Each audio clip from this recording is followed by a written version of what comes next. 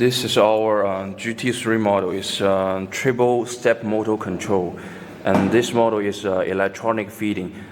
This step motor controls the feed dog electronics, the digital, have a 4 movement way. One is normal way for the normal fabric, and also have the triangle, anti-clockwise triangle, and also have the rectangle to adapt different thickness and different type of fabric.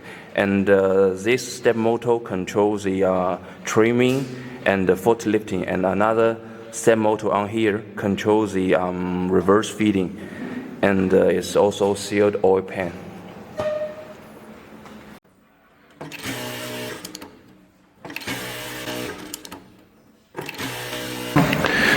This model also controlled by the double round knife, also short thread tail.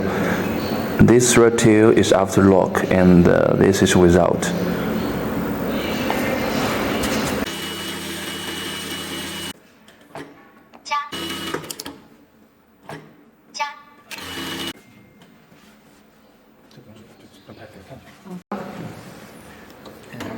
It's electronic knee control. Very easy to control the foot lifting.